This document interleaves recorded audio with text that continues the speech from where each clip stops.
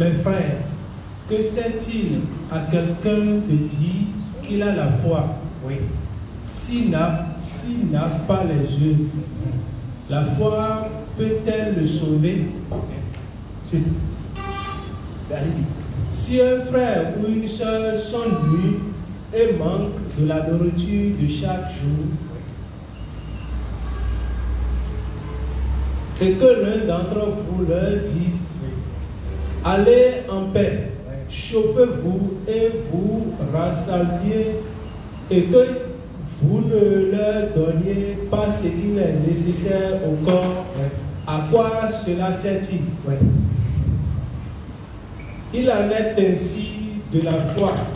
Si elle n'a pas les œuvres, elle est morte en elle-même. Mais quelqu'un dira, toi, tu as la foi, et moi, j'ai les œuvres. D'accord. Montre-moi ta foi sans les œuvres, et moi, montre-moi ta foi sans les œuvres, et moi, je te montrerai la foi par mes œuvres. Tu crois qu'il y a un seul Dieu, tu fais bien. Les démons le croient aussi et ils tremblent. Veux-tu savoir, ô homme vain, que la foi sans les œuvres est inutile?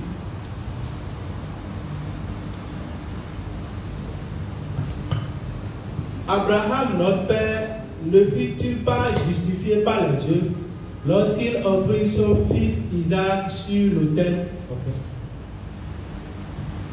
Tu vois que la foi agissait avec ses œuvres et que par les œuvres la foi fut rendue parfaite. Ainsi s'accomplit ce que dit l'Écriture. Abraham crut à Dieu et cela lui fit imputer à justice et il fut appelé ami de Dieu. Vous voyez que l'homme est justifié par les œuvres et non par la foi seulement. Rahab, la prostituée, ne fut-elle pas également justifiée par les œuvres lorsqu'elle reçut les messagers et qu'elle les fit partir par un autre chemin?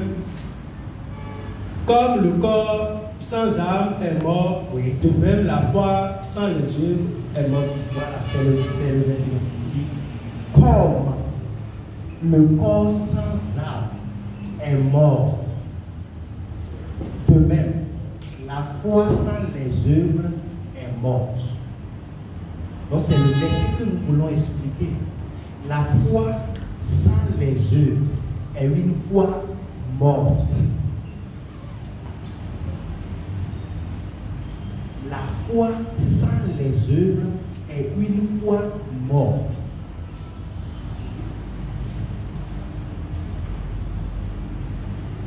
La foi ne périt pas.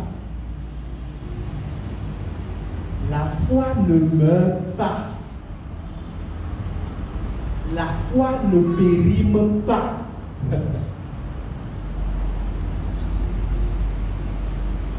Je reprends. La foi ne périt jamais. La foi ne meurt jamais. La foi ne périme jamais.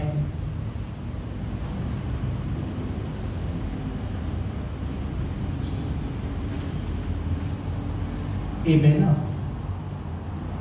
la foi sans les œuvres, c'est une foi morte. Nous allons tourner cet enseignement autour de deux questions principales.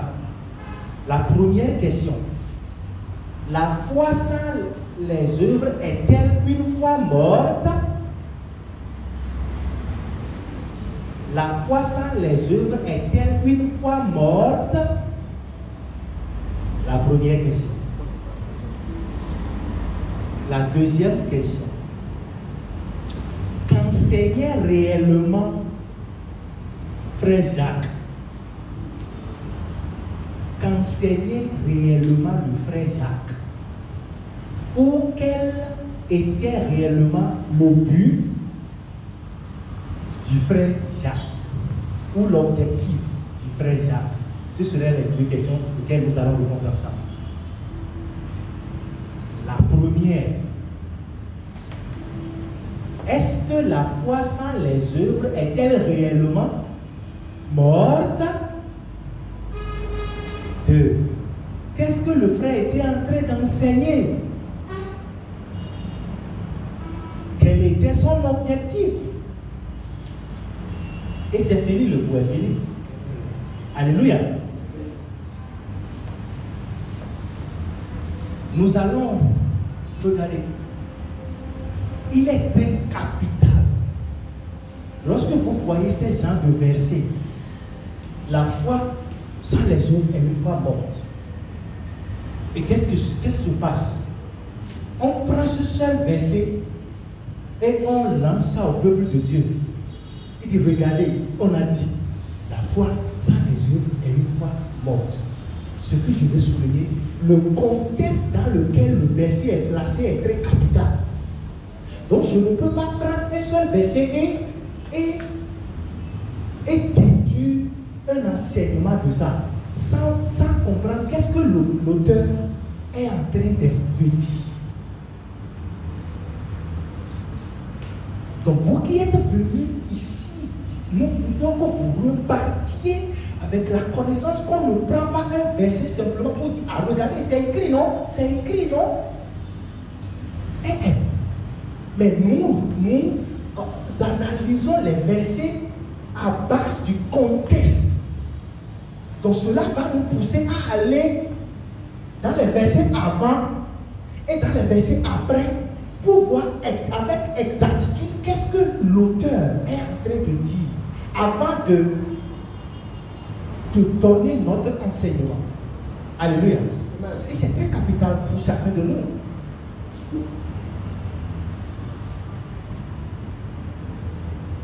La foi sans les œuvres est-elle une foi morte? Maintenant, on va analyser rapidement la foi. La foi, il a dit la foi sans les œuvres.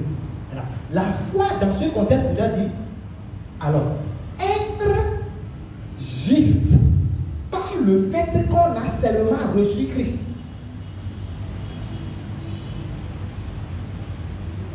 Être juste par le fait qu'on a seulement reçu Christ. Je suis en train de couper. C'est la foi sans les œuvres, foi morte. C'est ce que je veux rapidement clarifier. Redis ça autrement. Ce que Jacques était en train de dire. Autrement. La foi sans les œuvres. Maintenant, la foi, je dis quoi? Être juste uniquement par le fait qu'on a reçu Jésus-Christ. Ou encore, être sauvé uniquement par le fait qu'on a reçu Jésus-Christ. C'est ce qu'il voulait dire, la foi. Maintenant, deuxième portion, sans les œuvres. Maintenant, que veut dire sans les œuvres? Qu'est-ce qu'il voulait dire par sans les œuvres? Sans les œuvres voudra dire sans la démonstration de Christ qu'on a reçu. Sans la manifestation de Christ qu'on a reçu. Ces portions-là, nous allons les coller ensemble pour voir ce qu'il veut dire. Alléluia. Sans la démonstration, sans la manifestation de Christ qu'on a reçu. Troisième portion est une foi morte. C'est quoi est une foi morte? Cela voudra dire est empêché, étouffé pour être vu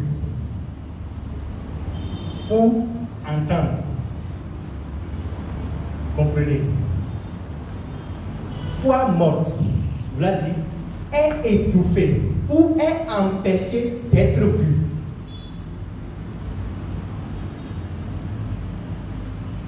Donc, si nous collons ces portions-là, on aura quoi?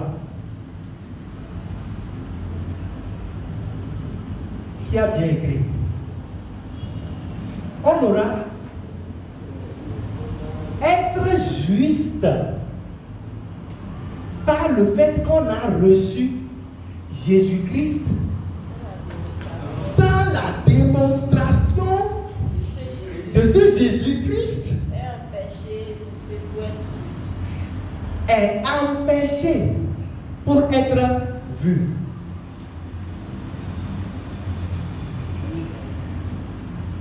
Collez bien ça pour que ça sonne bien. Être sauvé, vous êtes d'accord que nous sommes sauvés juste par le fait qu'on a Christ. Voilà. Être sauvé par le fait qu'on a Christ, sans démontrer Christ. Ne prenez pas ça sous la forme interrogative. La foi sans les œuvres est une foi morte. Ne prenez pas ça sous la forme interrogative. Prenez la foi sans les œuvres, une foi morte. Cela vous allez quoi? Être juste par le fait qu'on a reçu Christ, sans démontrer Christ, est quoi? Empêcher Christ d'être vu.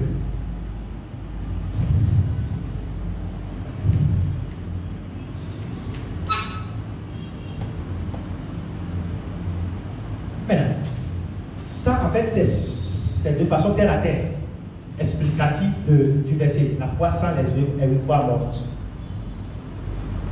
Maintenant, la première question que je voudrais vous poser après l'enseignement qu'on a reçu depuis hier.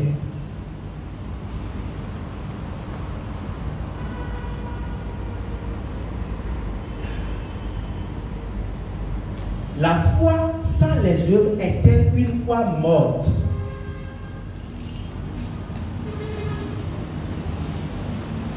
Nous allons revenir à ça. Première chose, notons que nous sommes uniquement sauvés par la foi. Nous sommes d'accord? Nous sommes uniquement sauvés par la foi. Donnez-nous quelques versets, s'il vous plaît. Éphésiens 2:8. Ah, tout est déjà là. Ah, Éphésiens 2:8. Mais avant ça, Galates 2:16. Merci beaucoup. Néanmoins, sachant que ce n'est pas par les œuvres de la loi que l'homme est justifié, mais par la foi en Jésus-Christ, nous aussi, nous avons cru en Jésus-Christ afin d'être justifiés par la foi en Christ, non par les œuvres de la loi, parce que nul chair ne sera justifié par les œuvres. Donc, on est juste par quoi? On est juste par quoi? Par la foi. Par le fait qu'on a qui? Jésus-Christ en nous. Ça là, on ne doit pas partir d'ici sans l'avoir reçu. Et je sais que vous l'avez déjà reçu. Alléluia. Éphésiens 2, verset 8. Car c'est par la grâce que vous êtes sauvés par le moyen de la foi, et cela ne vient pas de vous. C'est le don de Dieu. Ça a été développé. Oui, verset 9. Ce n'est point par les œuvres afin que personne.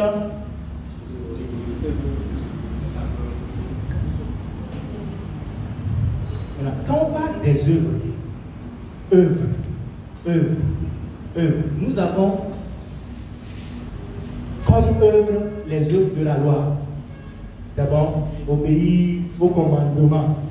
Ça aussi, c'est une œuvre. Nous avons les bonnes œuvres. C'est-à-dire quoi? La démonstration de Christ, faire montrer l'amour de Christ. Ça aussi, on appelle ça comment? Œuvre. Mais nous voyons que nous sommes seulement justifiés, sauvés par la foi, sans les œuvres. Ça doit être fort en nous. Par le fait que nous avons reçu Jésus-Christ, par le fait que Jésus-Christ est en nous, nous sommes sauvés, nos péchés sont pardonnés. éternellement. Et il y a un troisième verset que vous pouvez nous proposer rapidement. Merci. Maintenant, comment donc invoqueront-ils celui en qui ils n'ont pas cru? Et comment croiront-ils en celui dont ils n'ont pas entendu parler? Et comment entendront-ils parler s'il n'y a personne qui prêche?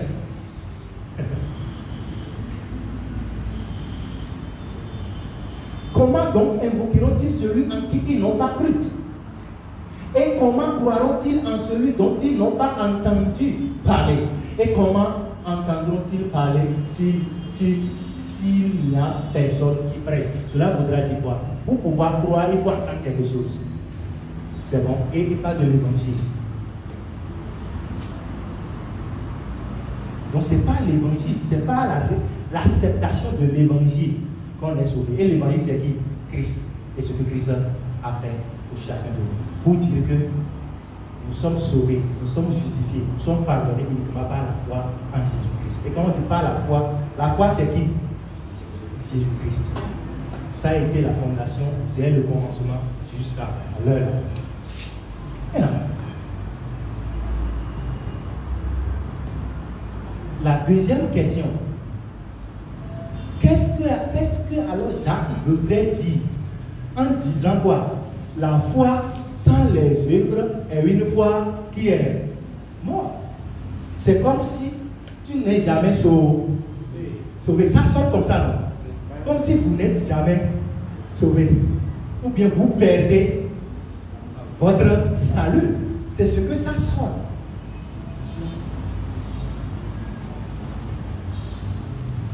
Mais qu'est-ce qu'il voudrait enseigner? Qu'est-ce qu'il voudrait faire voir à l'église primitive en ce moment?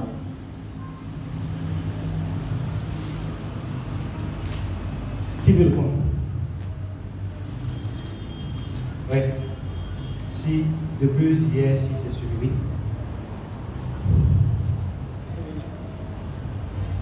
Ce qu'il voulait dire par là, oui, en disant la foi sans les œuvres est une foi morte. Je crois que dans ce contexte, c'est vrai ce qu'il est en train de dire.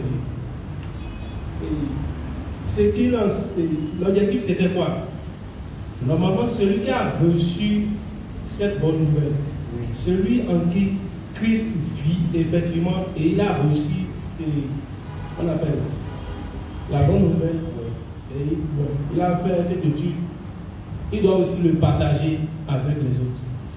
S'il ne le partage pas et puis il garde ça pour lui seul et il ne prêche pas autour de lui, c'est tout comme si il a gardé ses morts là quoi. Ok, d'accord, merci beaucoup. Quelqu'un veut ajouter rapidement? Très bien. Il n'aura pas avant le cours. Ce qui veut dire par là, c'est que quand je reçois Christ, il faut que cela soit manifeste au travers. D'accord. C'est ce que vous voulez dire? C'est que le frère Jacques nous enseigne seulement, oui, quand nous avons reçu Christ qui est la totalité de la divinité. Oui. Et Dieu, il est juste, il est saint, il ne fait pas de mauvaises choses. Nous devons transmettre à travers nos comportements quotidiens tout ce que Dieu est, qui est à l'intérieur de nous. Nous devons manifester ça dans notre environnement pour qu'on voit à travers Christ. Merci beaucoup. Vous avez compris ça? Il n'est pas en train de contredire le fait que, parce que c'est ce que ça sonne, il n'est pas en train de contredire le fait qu'on est sauvé par la foi. Mais il est en train de dire, parce qu'on est sauvé par la foi, qu'est-ce qu'il faut faire? Il faut manifester. Christ est où? Donc il faut démontrer la nature de Dieu que nous avons en nous. Parce qu'en ce moment, dans l'église, il y avait quoi? La discrimination. Si vous lisez depuis le haut, vous allez voir. Il y avait la discrimination. Il y avait un siècle, vous savez, il y avait préjugé. Celui-ci, lui, vraiment, il a autorité. Quand il vient dans l'église, on lui donne quoi? Une place d'honneur. Maintenant, et quelqu'un qui est pauvre, Quand lui vient, on le positionne à un niveau très loin, dans un angle. Or, devant Dieu, nous sommes. Il n'y a pas de discrimination, il n'y a pas de racisme, il n'y a pas de. C'est ce qui était dans l'église. Et il a constaté que tout ça là, d'autres étaient riches et ne donnaient pas aux pauvres. Je vais faire 5 minutes par question. Et il s'est mis à écrire, d'accord? Il s'est mis à écrire, à leur rappeler non. Il veut qu'ils mettent en pratique la nature de Dieu en eux. Et ne pas faire de discrimination. Et ne pas faire de préjugés. Et ne pas accepter la corruption dans l'église. Mais il n'est pas en train de dire qu'on n'est pas sauvé par la foi. Alléluia. Il n'est pas en train de rejeter la doctrine du fait qu'on est sauvé par la foi. Mais il est en train d'apporter. Maintenant, et son objectif, regardez, là où c'est très capital de démontrer Christ, c'est qu'il y a certaines personnes, ils ne veulent pas ce que tu leur dis. Mais ils veulent faire quoi? Voir. Ils veulent voir avant de croire. Ils veulent voir avant de croire. C'est pourquoi c'est très capital pour chacun de nous d'accompagner le fait que nous sommes sauvés. Nous avons Christ en nous par la manifestation de Christ. C'est juste ce qu'il a dit. Regardez, donnez-nous 2 versets 18. Voilà. Mais quelqu'un dira, toi tu as la foi et moi j'ai les œuvres. Montre-moi ta foi sans les œuvres. Et moi je te montrerai quoi? La foi par mes œuvres. Maintenant, les œuvres dans ce contexte, ce n'est pas œuvre de la loi. Il y a œuvre de la loi qui est quoi? Il ne faut pas porter beaucoup d'oreilles. Il ne faut pas faire ça, il faut obéir au commandement. Ça, c'est les œuvres de la loi. Mais il parle des bonnes œuvres. Après avoir repris la manifestation de Christ. Parce que c'est ce qui. L'avantage de ça est que nous allons gagner plusieurs pour Jésus-Christ. C'est très capital. Annie, peut-être tu es homme de Dieu, hein, ou bien croyant, et dans le quartier, c'est vraiment de bagarre, par ici, par là, etc. Est-ce que les gens vont vraiment, quand tu vas leur demander, vous dites Jésus-Christ est mort pour vos péchés, ils vont entendre? Non, ce serait très difficile. C'est ce que Jacques était en train de dire. C'est très simple. Très simple, on ne va pas développer. C'est très simple ce qu'il est en train de montrer. Et il a donné un exemple. Mais l'exemple qu'il a donné, il n'a pas aussi très bien expliqué. Il a donné l'exemple de qui? D'Abraham, dans l'étude qu'on a faite. Abraham. Comment Abraham a démontré qu'il a cru? Tu as cherché l'unique fils il y a très longtemps. Tu as cherché un enfant. Pendant des années. Et tu n'as pas trouvé. Et tu as trouvé un. Et la parole de Dieu vient vers toi et dit, il faut faire quoi? Il faut sacrifier l'unique fils. Dieu. Qu'est-ce qui va amener cette personne à aller apprendre l'enfant et à le tuer? Qu'est-ce qui va se produire en lui? Il va falloir quoi? Il va falloir qu'il croie à cette parole, qu'il accepte cette parole. Sinon, il ne pourra pas aller en acte. Donc, le fait qu'il est allé en acte est la démonstration, est la preuve qu'il a cru. Mais, je ne dis pas d'aller prendre ça comme. Non, pas du tout. Abraham a cru, même si c'était compliqué, c'était difficile pour lui. Il a cru à la parole. Et la parole, c'est qui? Jésus-Christ. C'est pourquoi plus loin, on ne va pas. Merci beaucoup. Abraham eut confiance en l'Éternel. Il eut confiance. Il confiance, il a dit quoi? Il crut. C'est bon. Et qui le lui imputa à justice, c'est-à-dire quoi? Dieu lui a compté le fait qu'il a cru. Maintenant, ce n'est pas le fait qu'il est allé qu'il a œuvré, ce n'est pas basé sur ça que Dieu l'a basé sur ça qu'il est sauvé. Ou bien qu'il est justifié. Non. C'est basé sur le fait qu'il a cru avant de poser l'acte. Donc ce qui lui fut imputé, ce qui lui a donné crédit, c'est sa foi bien le fait qu'il a pris l'enfant pour aller le tuer. C'est sa foi.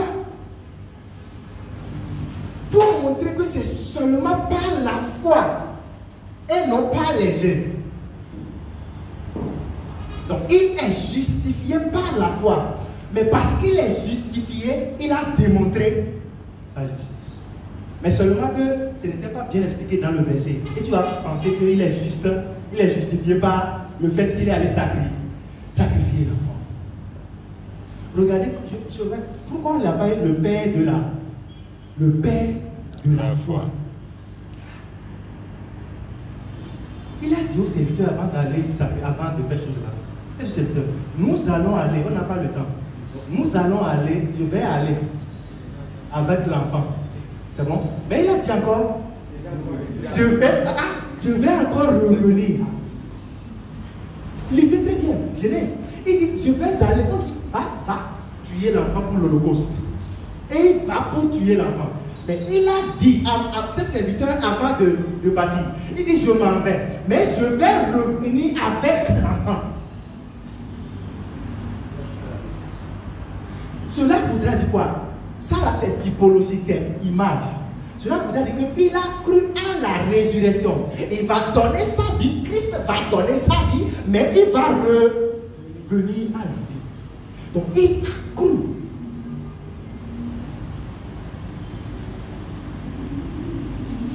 Maintenant, deuxième chose qu'il a montré, il dit, arrivé là-bas, l'Éternel se pourvoira.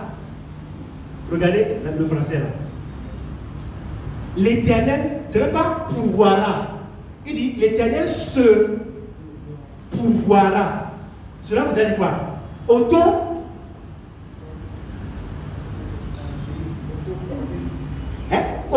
S'auto-donner.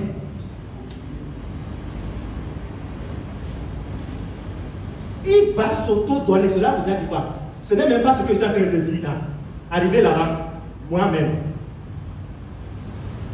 je vais donner l'anneau.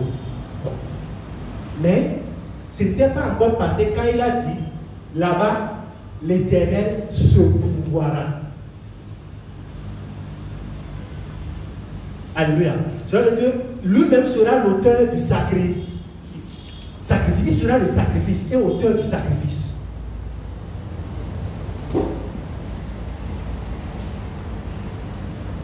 Donc, ce qu'il voudrait juste montrer, c'est ce que vous avez dit, la foi et la démonstration de la foi.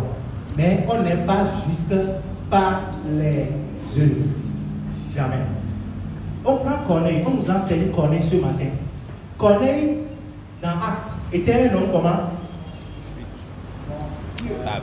Donnez-nous Actes 10. Actes 10, 1 et 2.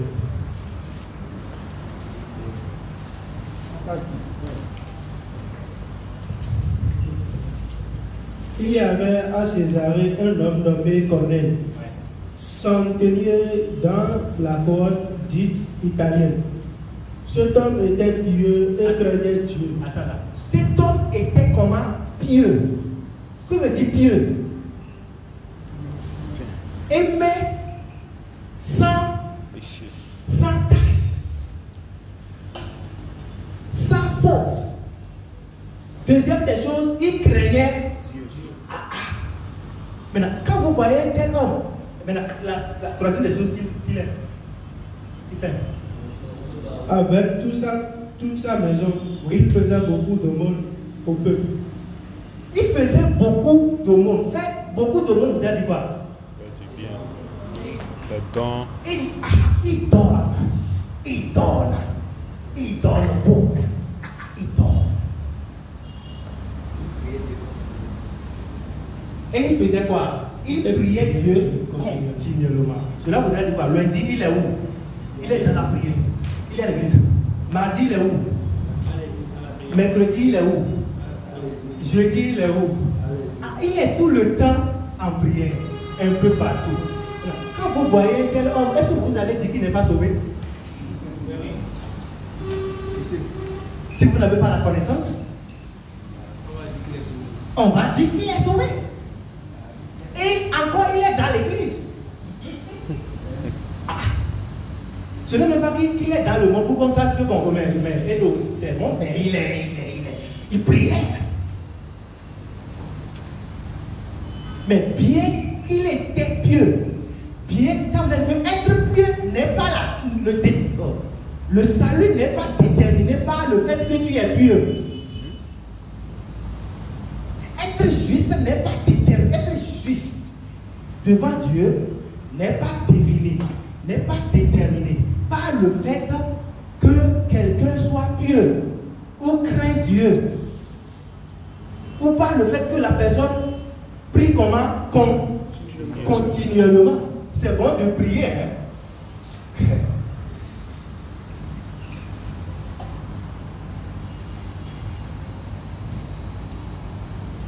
Mais il va falloir, dans le verset 14, regardez, verset 14.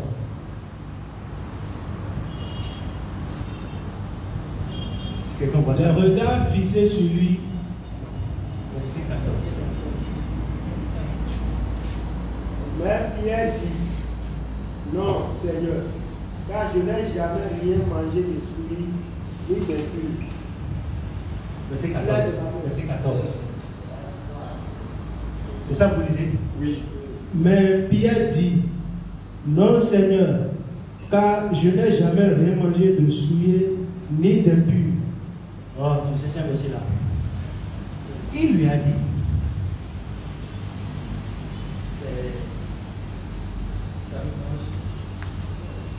afin que, non, je vais peut-être dire la phrase, c'est bon.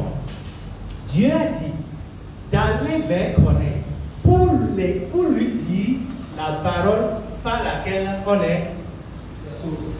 est sauvé. La parole par laquelle on est sauvé.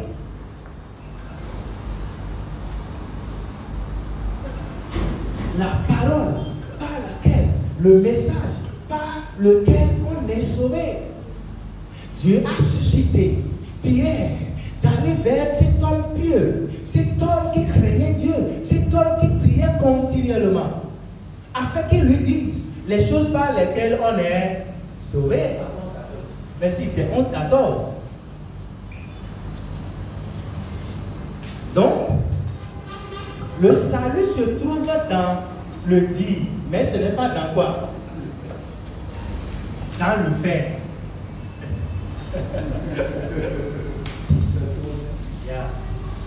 Le salut se trouve dans le dire et non dans le faire. Qui te dira des choses par lesquelles tu seras sauvé? Les choses par lesquelles on est sauvé se fait quoi? Se disent. Et qu'est-ce qui se dit? L'évangile. Et qui est l'évangile? Jésus-Christ, c'est tout. Donc il va falloir que Pierre aille lui prêcher qui? Jésus. Pour qu'il soit sauvé. Donc le salut c'est uniquement par quoi? Jésus-Christ.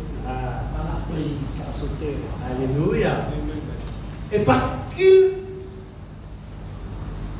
qu'on a reçu Christ maintenant on est appelé à démontrer Christ. Sinon, ce qu'il était en train de faire ne lui a pas sauvé. Donc on ne peut pas voir ce critère-là comme on dit. On ne peut pas voir quelqu'un de cette manière-là pour dire que ah mais non. Donc ça veut dire que tu peux avoir 10 millions de personnes sous toi à qui tu prêches. Et s'ils n'ont jamais entendu quoi? L'évangile. Et c'est comment faire pour être béni, comment donner pour être béni. Et ils n'ont jamais entendu ce que Christ leur a fait. C'est-à-dire que dans cette congrégation-là, il n'y a pas une seule personne qui soit sauvée. Donc c'est très capital. On doit faire très attention. Donc la grandeur d'un homme, d'un grand homme devant Dieu n'est pas déterminée par le nombre de personnes qu'il a. Mais c'est déterminé par quoi? La qualité du message qu'il délivre. Et vous êtes appelés à délivrer la parole, le message. Qui est qui? Vous êtes délivre.